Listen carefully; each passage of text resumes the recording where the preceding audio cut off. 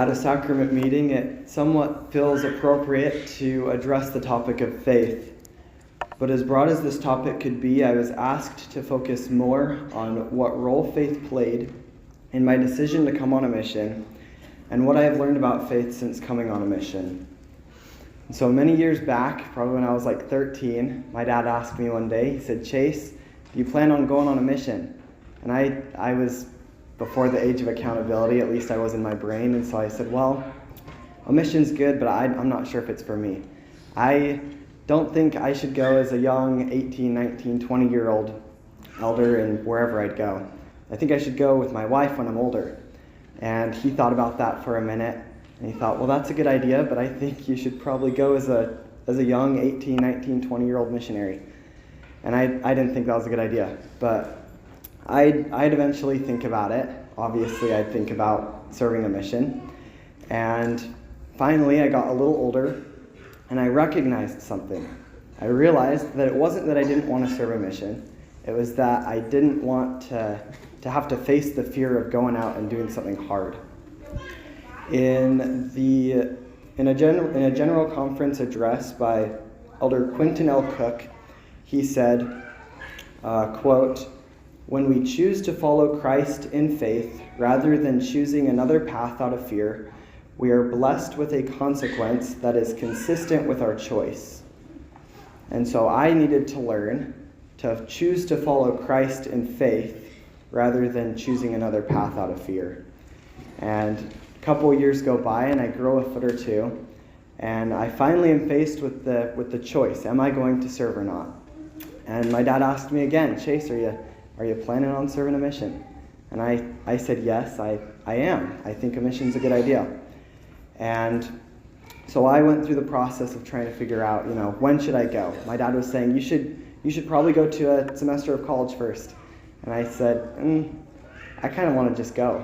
And he said, well, have you prayed about it? And I said, no. So he said, you probably got to go pray about it. So I went and I started praying. And I prayed. I remember that first night praying. And I didn't receive an answer, and I thought, okay, that's expected. And so I prayed the next night, and the next night.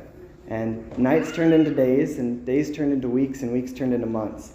And I hadn't received an answer, and I thought, well, is this a sign? Should I serve a mission? And I remember where I was when I realized that I had received my answer that whole time. And it hadn't come the way I'd expected it, but I realized I needed to get my patriarchal blessing. And I had kind of been putting it off because I had been afraid. I was afraid of what it might say, and I was afraid of maybe what it wouldn't say. And I've realized that just because your blessing doesn't say something doesn't mean it isn't true. But I was worried, and I decided I was going to face that fear, and I was going to go get my blessing. And so I went and I got it. And as I was walking out, I knew that going on a mission before going to some college was what I needed to do, and I had received my answer.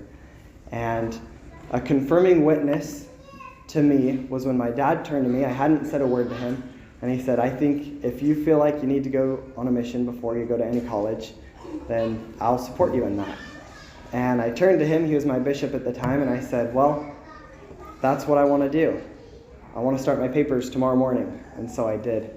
And I had them done in a week, and 2 weeks after that, I received my call to serve in the Florida Jacksonville mission. And I was so excited. And I packed my bags, and I started the online MTC, and the time finally came for me to leave. And I realized that the choice was mine, faith or fear. What am I going to choose? Because faith and fear, they can't coexist. And I decided I'm going to choose faith, and I'm going to get on that airplane, and I'm going to go. And so I was at the airport, and I gave all my family a hug. And I gave my dad a hug, and as he was letting go, he said, I want to give you some advice.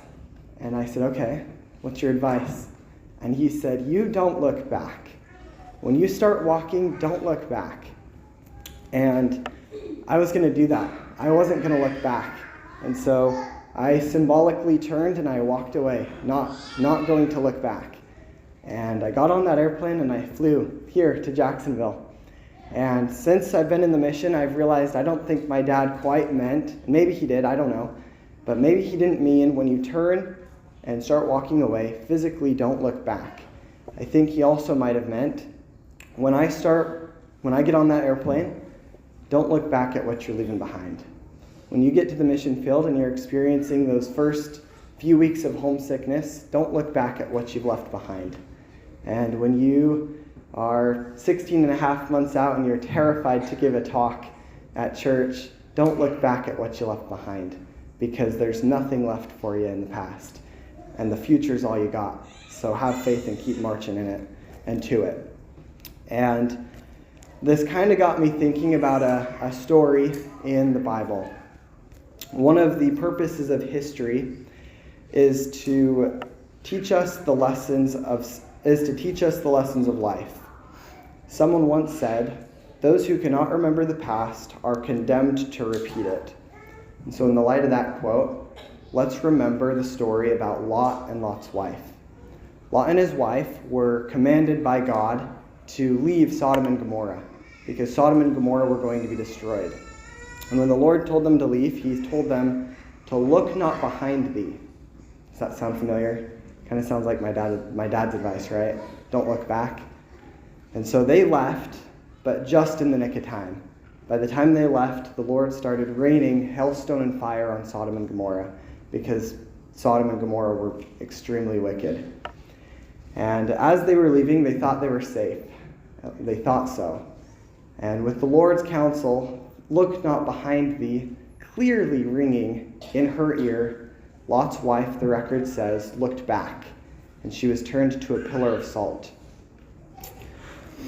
Apparently, what was wrong with Lot's wife was that she wasn't just looking back, but in her heart she wanted to go back.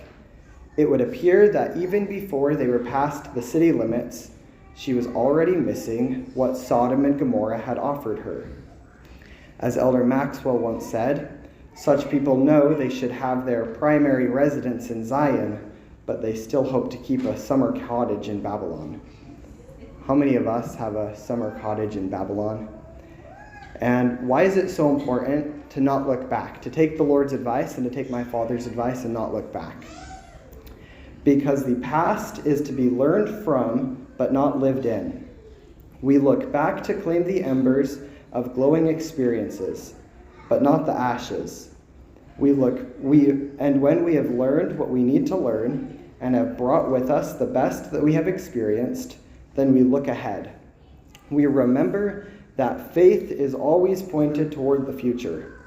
Faith always has to do with blessings and truths and events that will yet be efficacious in our lives. So a more theological way to talk about Lot's wife is to say that she did not have faith.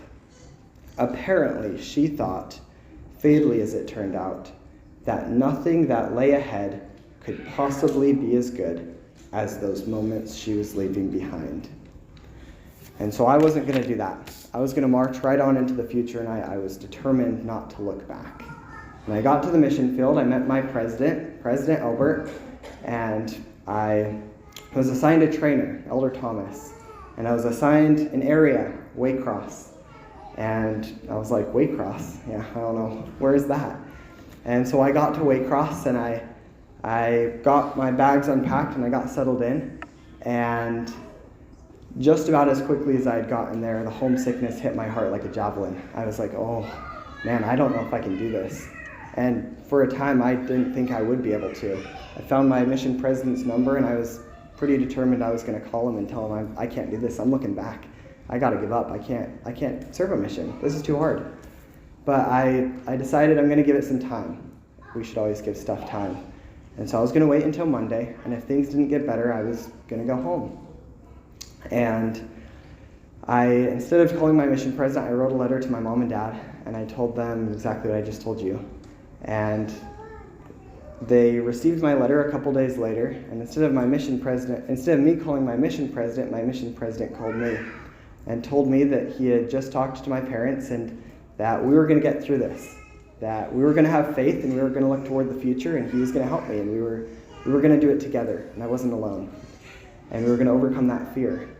And just this week, just a couple days ago, I was talking to my mission president in an interview, and we were talking about overcoming fear, and we always have to overcome fear. It's never going to go away. And remember, faith and fear, they don't coexist. We have to choose faith or fear. What's your choice? Well, I was determined, I'm going to try to choose faith. And so I stayed a little longer, and I gave it a little more time, and eventually I got a letter back from my parents, and they said, I don't know what they said. I read their letter, and I couldn't tell you what was in it. But somehow, for some reason, I got the impression during my personal study to go upstairs and to kneel next to my bed. And as I knelt down, I just began to water my bed with my tears. And that homesickness was still there, still hit my heart like a javelin. And I started to pray to God. And it went something along the lines of, God, I don't know if I can do this. And I doubt I can, but if I'm going to, I need help. And I need to choose now. Am I going to stay or am I going to go? I need to choose now. And instantly I got an answer. And it was the Lord speaking to my mind and my heart that he called me here to the Florida Jacksonville mission, and that I needed to stay.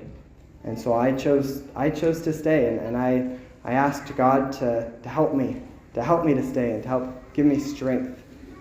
And later I understood, and I understand now, why we have to go through those dark times, why those times of trial are so important. In Larry W. Gibbons' talk entitled "A Time for Faith Not Fear," he said, quote, "When the night is dark and the clouds are thick, we have an opportunity to put our hand in the Lord's hand and rely on him to help us through. Life is a test. Trials may come even if we are seeking to put the Lord first in our lives. One of the reasons we are here on earth is to strengthen our faith. Difficult days are a necessary part of life and give us an opportunity to build our faith and learn to rely on a power far greater than our own. As President Boyd K. Packer has said, quote, "Faith to be faith must center around something that is not known. Faith to be faith must go beyond that for which there is confirming evidence. Faith to be faith must go into the unknown. Faith to be faith must walk to the edge of the light and then a few steps into the darkness. It is hard to build faith in the noonday sun.